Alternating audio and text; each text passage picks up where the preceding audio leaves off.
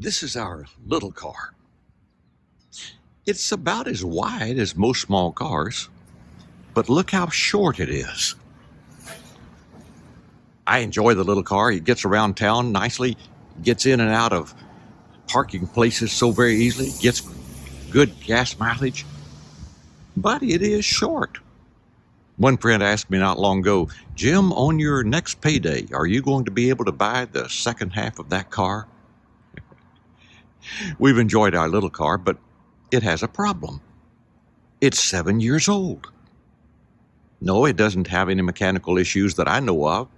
We've only changed the wiper blades and the tires.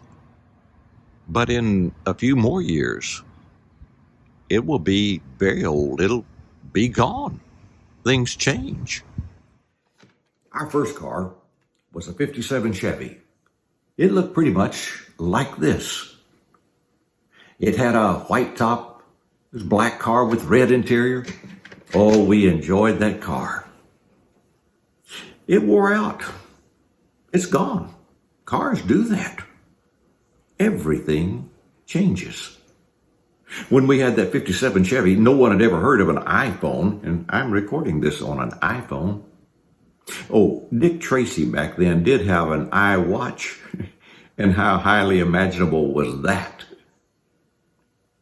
Our bodies change. My legs don't carry me like they used to. My eyes don't see as well as they used to. My hearing isn't what it used to be. I remember Ecclesiastes chapter 12. The wise man there says, remember the Creator in the days of your youth, before the days come when you'll say, I don't have pleasure in days. And there are people who don't enjoy life. They don't enjoy their days. But that passage goes on to explain in rather picturesque form what it is to be old. It talks about the keepers of the house trembling, the shutters growing dim. It talks about the almond tree blossoming. That's hair turning white. One of the more humorous ones is that old people get up early. And then the passage turns very serious as it talks about that time when the body returns to the dust that it came from, and the spirit returns to God who gave it.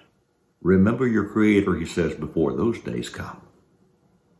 Everything changes.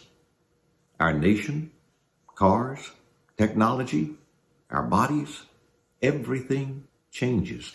We desperately need something that's dependable, something that doesn't change. Malachi chapter 3 verse 6 finds God saying, I, the Lord your God, do not change. And the significance of that in that passage is that he hadn't destroyed Israel, though they were sinful, because he has always been a God of forgiveness. That's what he still was. Hebrews chapter 13 says Jesus Christ is the same yesterday, today, and forever. We recognize him as the great leader, the great teacher, the great one of mercy and forgiveness in the first century. He still is. He hasn't changed. I grew up in a family that had several nighttime devotionals, largely consisting of singing. And the song that we used at the end, it was our closing song for our devotional, was Abide With Me.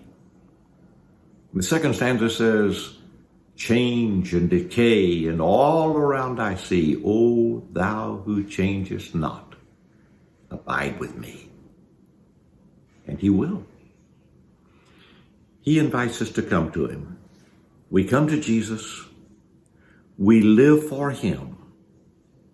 And then when the troublesome times come, or even death, we turn and we can lean on him. He's always there, for he doesn't change.